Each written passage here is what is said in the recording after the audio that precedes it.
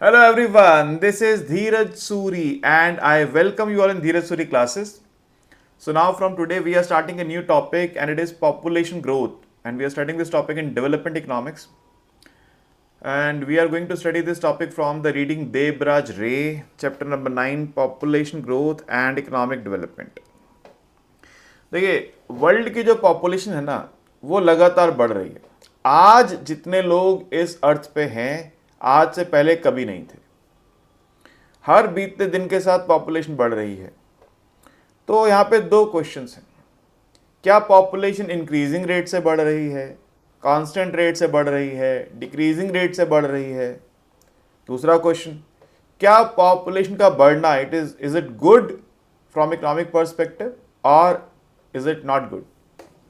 ये कुछ डेटा है, क्योंकि ये बुक जब लिखी गई थी तब ये 1998 के बारे में भी कह रहे थे, विल बी अचीव्ड, यानी तब होगा। अभी तो हम 2026 में हैं। तो मैं आज के पॉइंट ऑफ व्यू से आपको डेटा देके समझाता हूं कि कब क्या हुआ।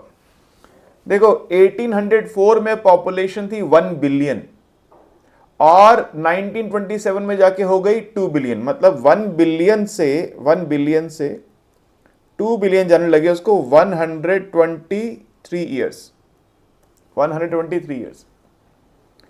फिर 2 से 3 बिलियन कब होगी जी? वो 1960 में हो गई 3 बिलियन वर्ल्ड की पॉपुलेशन। 1960 में 3 बिलियन, यानी अगले अगले 33 ईयर्स में 1927 में 2 बिलियन हुई थी, 1960 में 3 बिलियन हुई, तो 33 ईयर्स, अगले 33 ईयर्स में पॉपुलेशन कितनी हो गई? 3 बिलियन। यानी आप देखिएगा, पहली बार 1 बिलियन बढ़ने में लगे 123 ईयर्स, अगली बार 1 बिलियन बढ़ने में लगे सिर्फ 33 ईयर्स। अभी देखिए, मजा आएगा आपको। 3 बिलियन से 4 बिलियन होगी पॉपुलेशन 1974 में। 1974 में होगी, इसका मतलब यह है कि उसमें लगे कितने? 14 ईयर्स। 60 से 14 ऐड करेंगे 74 आ जाएगा। फिर 4 बिलियन से 5 बिलियन, सिर्फ 13 ईयर्स में 5 बिलियन हो गई। 13 ईयर्स में 1987 में। 5 से 6 बिलियन, 1998 में 6 बिलियन हो गई पॉपुलेशन, यानी अगले 11 ईयर्स में पॉपुलेशन 6 बिलियन हो गई। फिर 7 बिलियन कब हुई? 7 बिलियन 2010 में, यानी 12 ईयर्स लग गए अगली बार। फिर 8 बिलियन कब हुई? 2022 में वर्ल्ड की पॉपुलेशन हो गई 8 बिलियन, मतलब फिर से लगे 12 ईयर्स। आज की पॉपुलेशन लगभग 8.3 बिलियन। 8.3 बिलियन। मतलब समझिए बात को कि पहले पॉपुलेशन का जो ग्रोथ रेट है वो बढ़ रहा था। पॉपुलेशन इंक्रीजिंग रेट से इंक्रीज कर रही थी। कब तक ये बढ़ रही थी? 1998 तक। 1998 के बाद क्या होता है? अब पॉपुलेशन ज्यादा समय लेने लगी है 1-1 बिलियन ऐड करने में। पहले क्या लग रहा था? देखो, 123 ईयर्स, फिर 33, फिर 14, फिर 13, यानी नेक्स्ट बिलियन जल्दी जल्दी ऐड रहा था। अब 12 ईयर्स लग रहे हैं। आगे प्रोडिक्शन है और कम लगेंगे और ज्यादा ईयर्स लगेंगे। वर्ल्ड पॉपुलेशन बढ़ तो रही है अब, मगर अब डिक्रीजिंग रेट हो गया उसका बढ़ने का। पहले से कम रेट से बढ़ती है। पहले इंक्रीजिंग रेट से बढ़ती थी, अब डिक्रीजिंग रेट से बढ़ रही है। इसको समझो जरा। पहले इसके पीछे का मैथ समझ लेते हैं कि देखो, अगर मान लो वर्ल्ड की पॉपुलेशन 2% से बढ़ती है, फॉर एग्जांपल 2% पर एनम, तो अगर 1 बिलियन लोग होंगे तो उसमें 1 बिलियन का 1% कितना है? 10 मिलियन। तो 2% मतलब 20 बिलियन लोग ऐड हो जाएंगे अगले साल। लेकिन अगर 2 बिलियन लोग होंगे और 2% से ही ग्रो करती है फॉर एग्जांपल, तो 40 बिलियन ऐड हो जाएंगे। और अगर 3 बिलियन लोग होंगे और 2% से ही बढ़ती है तो 60 मिलियन लोग ऐड हो जाएंगे। समझ रहे हैं? अगर हम मान ले रेट कांस्टेंट, तो भी जो एग्जैक्ट नंबर ऑफ पीपल जो ऐड हो रहे हैं पॉपुलेशन में बढ़ते जाएंगे। समझ रहे बात को? अब क्योंकि रिसेंट ईयर में बहुत सारे लोगों में अवेयरनेस आई है, बहुत तरह की मेडिकल फैसिलिटीज इंप्रूव हुई हैं, बहुत सारे कारण हैं जो हम बहुत डिटेल में पढ़ने वाले हैं अभी आगे। तो अब हम यहाँ पे अब ये देखते हैं कि ज़्यादातर कंट्रीज में पॉपुलेशन ग्रोथ रेट कम हो रहे हैं, दे आर फॉलिंग। इस वजह से अब रिसेंट में 1998 के बाद से हम देख पा रहे हैं क्या कि अब जो पॉपुलेशन ग्रोथ हो रही है वो स्लो रेट से इंक्रीज कर रही है। ठीक है, क्लियर है बात? अच्छा, अब इकोनॉमिक पॉइंट ऑफ व्यू से पॉपुलेशन ग्रोथ का क्या मतलब सिग्निफिकेंस है, इसको लिख सकते हैं हम the development link, the development link, development link. देखिए पॉपुलेशन और इकोनॉमिक ग्रोथ या डेवलपमेंट जो है इंटरवाइंड, इंटरडिपेंडेंट है। पॉपुलेशन और डेवलपमेंट ये इंटरवाइंड है, एक दूसरे पर डिपेंडेंट है। एक बात समझिए कि ह्यूमन लाइफ जो है वो सरवाइव तब कर सकती है जब कंफर्टेबल एनवायरनमेंट हो। कंफर्टेबल एनवायरनमेंट नहीं होगा, सरवाइव नहीं कर पाएंगे। कंफर्टेबल एनवायरनमेंट के लिए क्या चाहिए? फूड चाहिए, शेल्टर चाहिए, क्लोथिंग चाहिए, उसके लिए पैसा चाहिए, पैसे के लिए इनकम चाहिए, इनकम डेवलपमेंट से आती है। तो अगर इनकम होगी तो पॉपुलेशन होगी, और अगर पॉपुलेशन होगी तो जो नए लोग होंगे वो उनके पास नए आइडियाज़ होंगे, नए आइडियाज़ से वो नई नई चीज़ें खोजेंगे और डेवलपमेंट और बढ़ेगी। तो दोनों एक दूसरे पे बेस्ड हैं, इंटरडिपेंडेंट। पॉपुलेशन सिर्फ एक डेमोग्राफिक डेटा नहीं है। आप ये मत समझिए कि पॉपुलेशन सिर्फ एक डेमोग्राफिक डेटा है कि कितने लोग हैं धरती पर, वो तो स्टैटिस्टिक्स में पढ़ते हैं आप। पॉपुलेशन इकोनॉमिक्स में इसलिए रेलेवेंट है, population is important because it affects many economic variables. जैसे इट अफेक्ट्स इनकम पर पर्सन, कितने इनकम पर पर्सन होगी। It affects jobs, food supply. भाई एक माल्थुसियन थ्योरी बताऊंगा अभी आपको आगे। फूड सप्लाई भी पॉपुलेशन पे डिपेंड करती है, एजुकेशन डिपेंड करती है। क्योंकि हम जब डेवलपमेंट की बात करते हैं तो हम सिर्फ इनकम की बात नहीं करते, हम ओवरऑल डेवलपमेंट की बात करते हैं। तो वहाँ पे इनकम, एजुकेशन, ये सब भी हम कंपेयर करते हैं। कैपिटल फॉर्मेशन पे असर डालती है पॉपुलेशन, किस कंट्री में कितना कैपिटल फॉर्मेशन होगा वो डिपेंड करता है इन्वेस्टमेंट पे। इन्वेस्टमेंट डिपेंड करती है सेविंग पे। पॉपुलेशन बहुत ज़्यादा होगी तो सेव कैसे करेंगे, बहुत कम होगी तो कमाई कैसे करेंगे।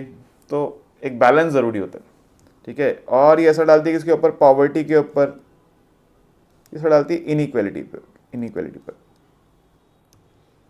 So population is important not only because it is a demographic data, but in economics it is important because it affects many economic variables जो मैंने आपको यहाँ पे लिख कर दिए, इन सब पे असर डालती है, ठीक है।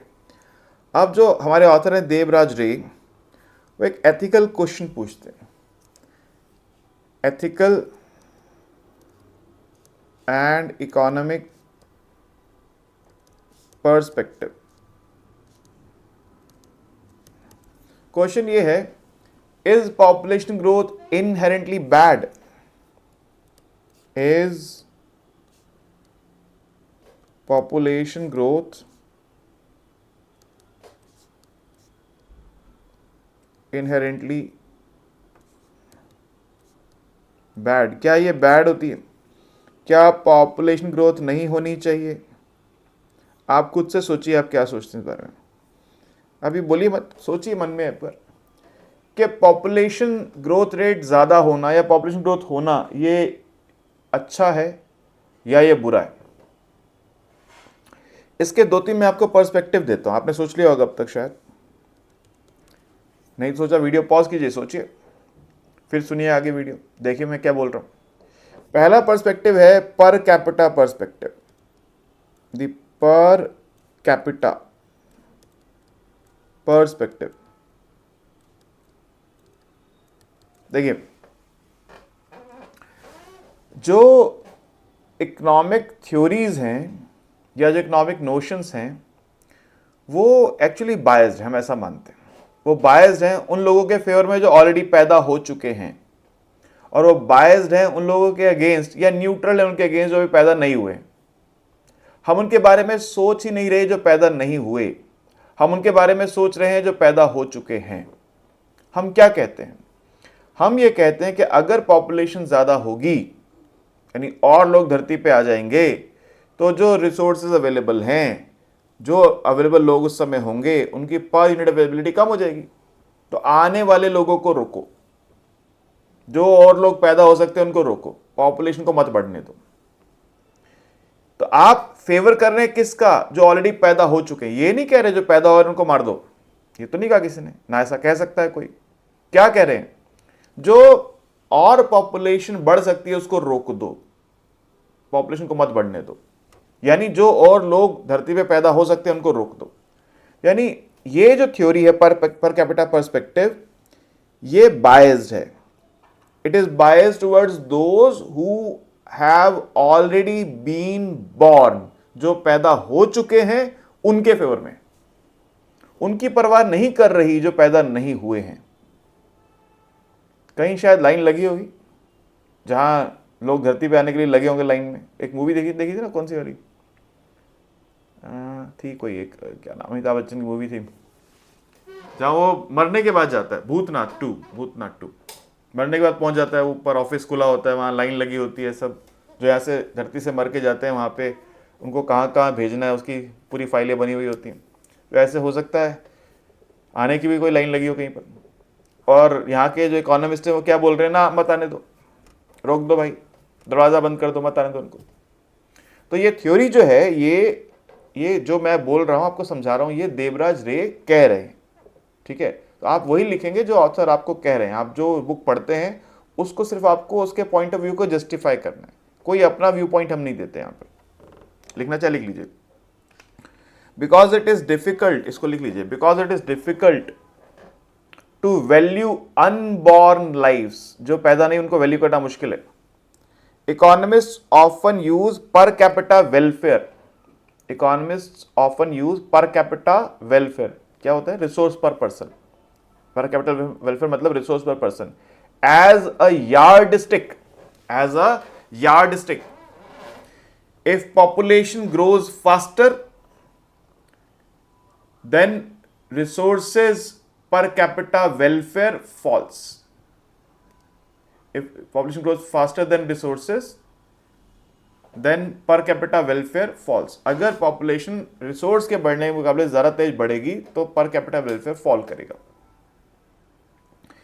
That is why, this is why population growth is viewed as a negative, as a bad in developed economies. ठीक है, तो यानी एक बात और लिख लीजिए इस लाइन में, इंपॉर्टेंट है, the implicit ethical judgement, the implicit जो कही नहीं गई है, जो कही नहीं गई वो बात हम कह रहे हैं। द इम्प्लिसिट, जो implicit ethical judgement is that we are neutral towards population, we are neutral towards population once someone is born, we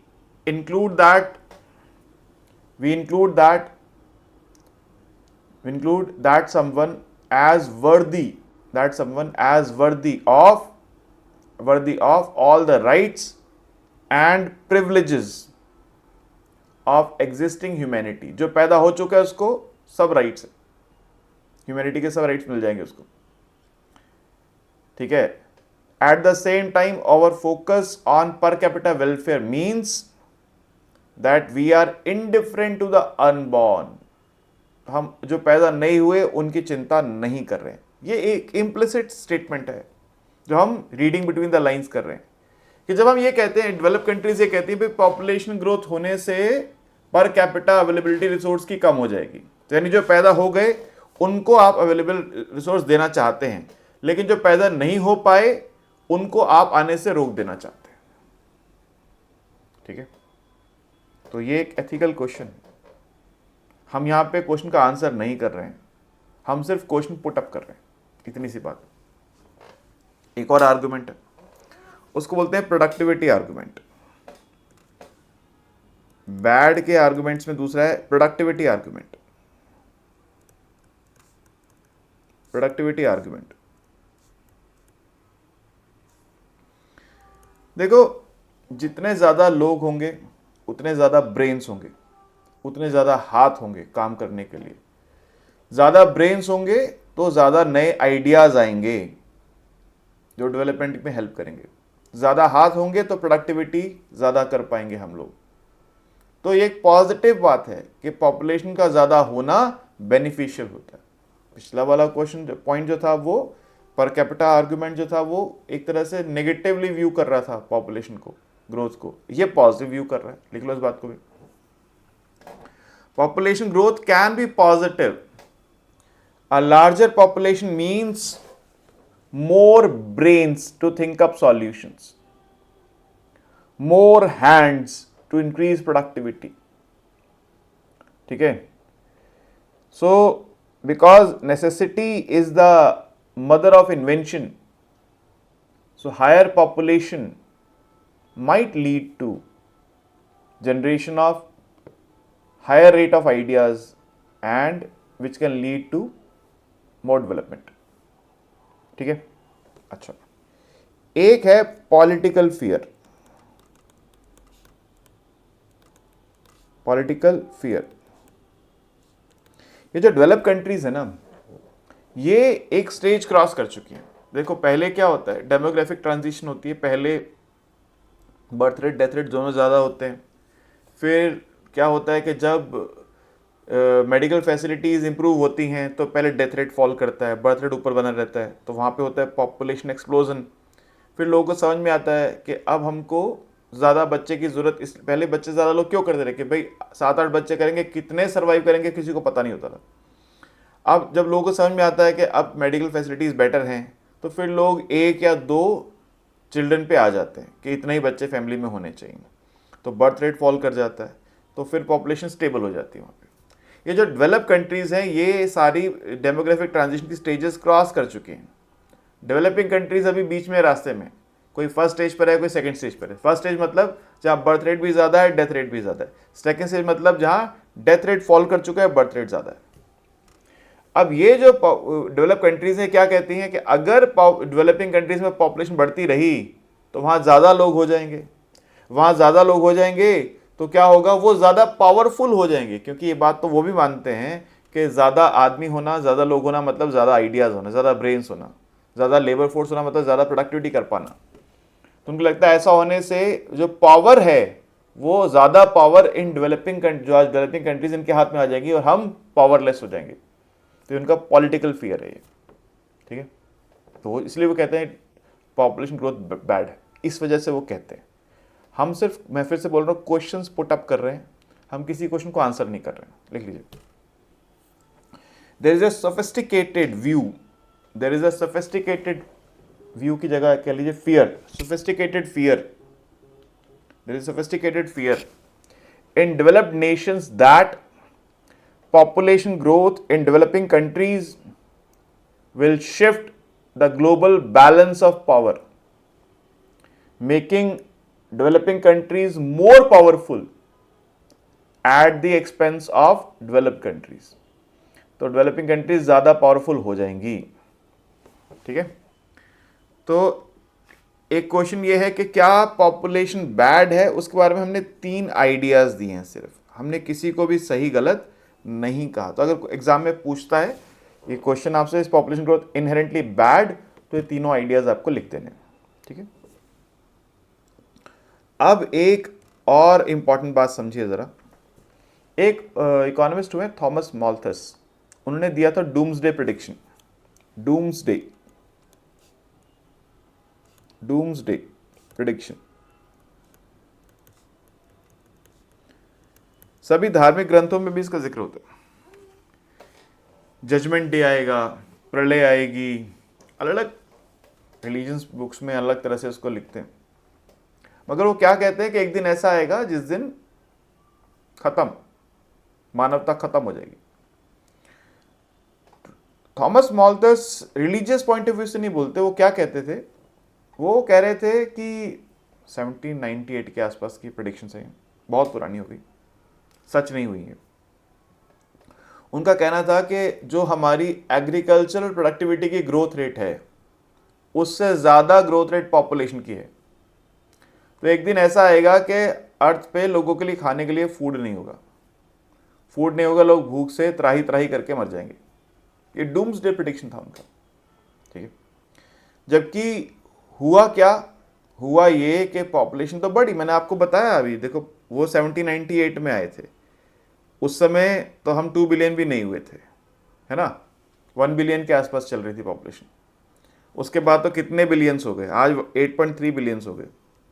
अगर कोई भूख से, अब कुछ कंट्रीज़ में प्रॉब्लम है वो तो हम मानते हैं, उसके बहुत सारे कारण हैं, लेकिन कुछ कंट्रीज़ में इतना सरप्लस है कि वहाँ अनाज सड़ जाता है, तो पॉलिटिकल इम्बैलेंस की वजह से ऐसा हो रहा है। लेकिन जो उनका कहना था कि फूड की प्रोडक्टिविटी नहीं बढ़ेगी और पॉपुलेशन ज़्यादा बढ़ेगी इसलिए लोग भूख से मर जाएंगे, वो सही नहीं हुआ, वो गलत हो गया।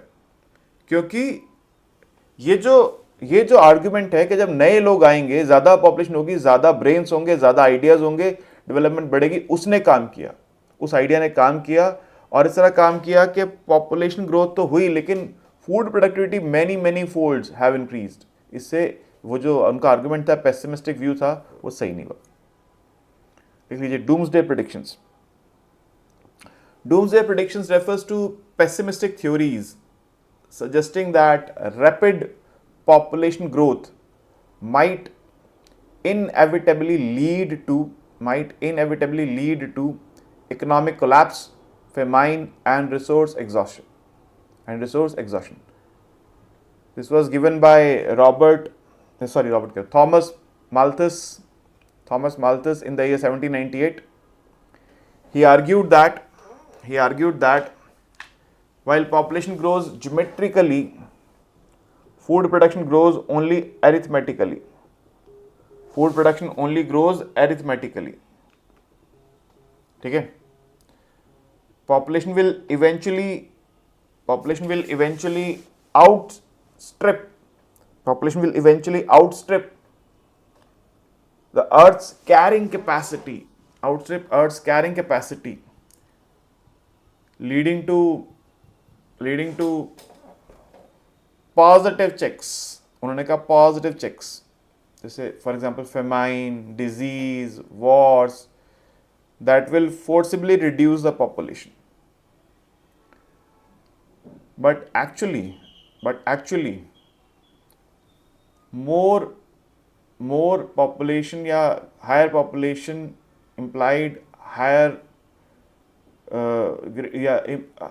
higher population implied greater number of ideas, due to which the food production has grown many folds, and the predictions of Malthus were not true, वो सच साबित नहीं हुए।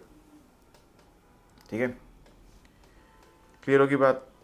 इसके बाद देवराज रे 4 क्वेश्चन हमसे पूछते हैं, आंसर नहीं कर रहे, क्वेश्चन पूछ रहे, 4 सेंट्रल क्वेश्चंस, 4 सेंट्रल क्वेश्चंस। भाई हम ये माने कि पॉपुलेशन और डेवलपमेंट में 2 वे रिलेशनशिप है, तो वो गुड है या बैड है, उसके बारे में क्वेश्चन है। To understand the 2 way relationship between population and development, the chapter raises 4 fundamental questions. पहला क्वेश्चन है, मैं रीडिंग में से ही पढ़ रहा हूं, ठीक है, मैं रीडिंग में से दे रहा हूं, आपको रीडिंग खोल रखी होगी, आप उसमें मार्क कर सकते हैं। What patterns of population growth exist across countries? What patterns of population growth exist across countries? Population growth क्या है, किन कंट्रीज में ज़्यादा है, किन कंट्रीज में कम है, कहाँ ज़्यादा है तो क्यों ज़्यादा है, कहीं कम है तो क्यों कम है। देखिए मैंने आपको बताया था कि जो डेवलप कंट्रीज़ हैं वो डेमोग्राफिक ट्रांजिशन के तीनों स्टेजेस को क्रॉस कर चुकी, 3rd स्टेज पे, जबकि जो डेवलपिंग कंट्रीज़ हैं वो कोई फर्स्ट में है, कोई सेकंड में।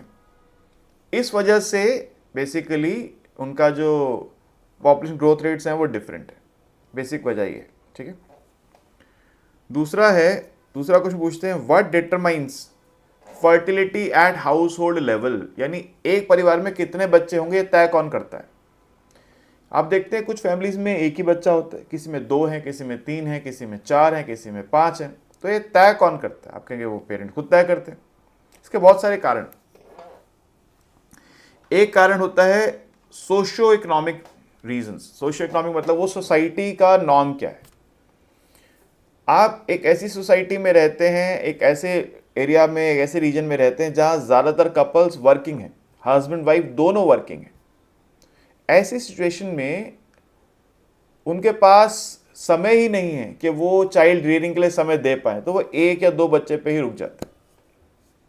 लेकिन आप ऐसी सोसाइटी में रहते हैं जहां पे ये माना जाता है कि ज़्यादा बच्चे होना ही अच्छी बात है, या ये नॉर्म है वहाँ का ज़्यादा बच्चे होना, तो वहाँ पे आपको 4 या 5 चिल्ड्रन मिलेंगे एक फैमिली के अंदर, 6-7 भी मिल सकते हैं। तो ये सोशियो इकोनॉमिक रीजन जो है उसको तय करते हैं। तीसरा क्वेश्चन जो है देवराज डे जो पुट करते हैं हमसे, वो है are families making rational decisions. ये एक interesting question. Are families making rational decision?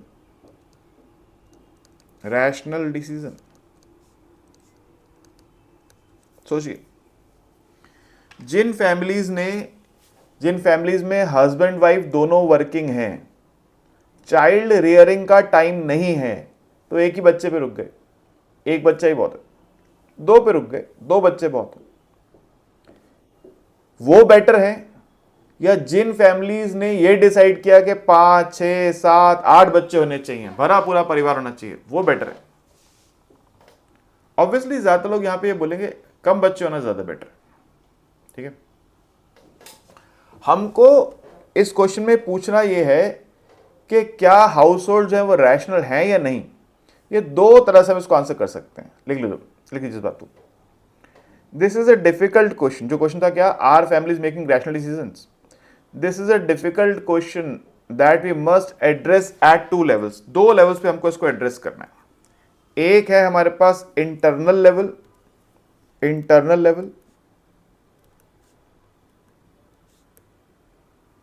और एक है एक्सटर्नल लेवल। 2 लेवल पे आंसर करना है। इंटरनल लेवल पे फैमिली अपने परिवार में वो तय कर रहे हैं, अपने पॉइंट ऑफ व्यू से तय कर रहे हैं कि उनको कितने बच्चे फैमिली में चाहिए। ठीक है, कुछ फैमिलीज बच्चों को इकोनॉमिक एसेट मानती हैं। There are some families which consider children as economic asset. ये ऐसे लिख लीजिए, children as economic asset. Children as economic asset. वो मानते हैं ज्यादा बच्चे होंगे, ज्यादा हाथ होंगे जो काम करेंगे, ज्यादा पैसा कमाएंगे, परिवार में इनकम ज्यादा होगी, हम ज्यादा खुशहाल होंगे। ज्यादा बच्चे होना अच्छी बात है, उनका फैसला है। ठीक है, अच्छा, दूसरा एक और रैशनैलिटी है कि देखो, जिन कंट्रीज में इन्फेंट मोर्टेलिटी रेट ज़्यादा होते हैं, यानी 1 साल से कम के बच्चे जहाँ पे ज़्यादा रेट से जिनकी डेथ हो जाती है, या चाइल्ड मोर्टेलिटी रेट ज़्यादा होते हैं, जहाँ 5 साल से कम के बच्चे इनकी डेथ रेट ज़्यादा होती है, तो वहाँ जो पेरेंट्स होते हैं उनको नहीं पता कि इन बच्चों में से कितने सर्वाइव करेंगे एडल्टहुड तक, कितने ऐसे बच्चे होंगे जो एडल्टहुड तक जाएंगे, क्योंकि उस कंट्री में मेडिकल फैसिलिटीज़ ऐसी नहीं हैं जो बच्चों को सपोर्ट कर पाएँ। तो ऐसे में वो ज़्यादा बच्चे करते हैं कि कुछ तो पहुँचेंगे एडल्टहुड तक, क्योंकि वहाँ इन्फेंट मोर्टेलिटी रेट्स या चाइल्ड डेथ रेट ज़्यादा है, तो इस सिचुएशन में ऐसा करते हैं वो लोग, वो अपने पॉइंट ऑफ व्यू सोच रहे हैं। तो if a couple faces high infant mortality rates, they may over order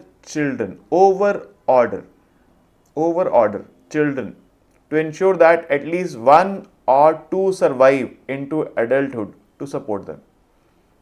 तो वो 5, 6, 7 बच्चे करते हैं कि इनमें से 2-3 तो बचे हैं, आगे एडल्ट तो जाएं और ताकि बुढ़ापे में हमें सपोर्ट कर पाएं, तो उनकी रैशनैलिटी है। और एक रीजन जो देते हैं देवराज रे है, वो है मिसकैलकुलेशन।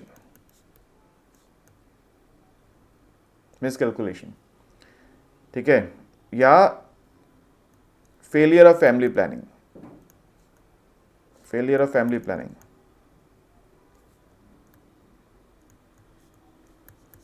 कुछ फैमिलीज प्लान ही नहीं करती हैं, कुछ गलत प्लान कर लेती हैं, कुछ प्लान ही नहीं करती कितने बच्चे चाहिए। बच्चे भगवान की देन है, आने दो। तो ये भी एक रीजन हो सकता है। ये सब फैमिलीज आपस में अपनी एक फैमिली आपस में तय करती है कितने बच्चे उस फैमिली में होंगे। इसके अलावा एक है एक्सटर्नल रीजन, एक्सटर्नल लेवल। मैंने ये इंटरनल लिखवाया था अभी। अब है एक्सटर्नल लेवल, जहां पे सोसाइटी ये तय करवाती है। मैं बता चुका हूं आपको कि जिन सोसाइटीज़ में हस्बैंड वाइफ वर्किंग होते हैं, they don't have time for child rearing, वहाँ बच्चे कम होते हैं। और जिन सोसाइटीज़ में एजुकेशन कम है, वर्किंग अपॉर्चुनिटीज़ कम हैं, लोग काम पे कम जा पाते हैं, अनएम्प्लॉयमेंट ज़्यादा है, वहाँ बच्चे ज़्यादा होते हैं। क्योंकि आर्गूमेंट यही है कि ज़्यादा बच्चे होंगे तो ज़्यादा हमारे पास वर्कफोर्स होगी जो पैसा कमा पाएगी। लेकिन ये जो एक्सटर्नल रीज़न है, ये जो क्वेश्चन है जहाँ पे फैमिलीज डिसाइड करती हैं कितने बच्चे होंगे, वो अपने फ़ायदे के लिए डिसाइड करती हैं, मगर वो कभी कभी पूरी सोसाइटी पे, ओवरऑल सोसाइटी पे उसकी एक नेगेटिव एक्सटर्नैलिटी लाद देती हैं। क्योंकि जो पहला मैंने आपको पॉइंट पढ़ाया था अभी पर कैपिटा वेलफेयर वाला, वह पढ़ाया था कि इकोनॉमिस्ट जो होते हैं वो they are biased towards those who have already born, जो पैदा हो चुके उनके लिए बायस्ड होते हैं। यानी उनको सारे राइट्स, प्रिविलेजेस, ह्यूमैनिटी के जो मिलने चाहिए वो सोचते हैं। तो अगर एक फैमिली अपने बच्चों को सपोर्ट नहीं कर सकती, उसको इतने रिसोर्सेज नहीं है कि ज़्यादा बच्चों को सपोर्ट कर पाए, फिर भी ज़्यादा बच्चे करती है, तो वो क्या चाह रही है फैमिली कि सोसाइटी सपोर्ट करेगी, गवर्नमेंट आएगी, वो free education, free food, free this, free that सब देगी। तो ये ज़्यादा बच्चे, हम इसको क्या मान सकते हैं, ये नेगेटिव एक्सटर्नैलिटी की तरह काम करते हैं। ठीक है, तो ये जो डिसीजन है ये रैशनल है या नहीं, इसके दो एस्पेक्ट्स मैंने बताया आपको, एक इंटरनल और एक एक्सटर्नल। इंटरेस्टिंग क्वेश्चन मैं पहले कहा था। चौथा क्वेश्चन जो है, फोर्थ सेंट्रल क्वेश्चन ये है कि डज पॉपुलेशन हर्ट डेवलपमेंट? क्या पॉपुलेशन डेवलपमेंट को हर्ट करती है? ये आंसर करना बड़ा मुश्किल है, इसको हम सीधे आंसर नहीं कर सकते, क्योंकि दो आर्गुमेंट्स हम पढ़ चुके हैं। पहला argument, more persons, more population, more brains, more hands to work, positivity है। More population means less per capita availability of resources, negativity है। तो दोनों एस्पेक्ट्स हैं, पॉजिटिव भी है और नेगेटिव भी है। इसको डीप रिसर्च की ज़रूरत है, इस पॉइंट को डीप एनालिसिस की ज़रूरत है, उसके बाद हम इसको समझा सकते हैं या उस पर कंक्लूजन पे जा सकते हैं कि ज़्यादा पॉपुलेशन होना डेवलपमेंट के लिए अच्छा है या नहीं। और ये चैप्टर उसी डायरेक्शन में हमको लेके जाएगा। अभी तो हम स्टार्ट कर रहे हैं, सिर्फ अभी तो फर्स्ट क्लास है, हम स्टार्ट कर रहे हैं, कि उसी डायरेक्शन में लेके जाएगा हमको। ठीक है, तो ये अभी एक इंट्रोडक्टरी क्लास थी, होपफुली ये इंट्रोडक्शन आप समझ गए। इसमें से कुछ एग्जाम में क्वेश्चन आने का चांस तो कम रहेगा, बट टॉपिक्स से जो आपको इसने एक सेटअप कर दिया स्टेज कि हम क्या पढ़ने जा रहे हैं चैप्टर के अंदर, वो क्या है जिसको हम एक्सप्लोर करेंगे। होपफुली इतनी बात आप लोग समझ गए हैं। कोई क्वेरी आपको है, कोई बात ऐसी है जो आप मुझसे जानना चाहते हैं, तो डाउट क्लास में आके डिस्कस कर लीजिएगा। Right, okay, thank you.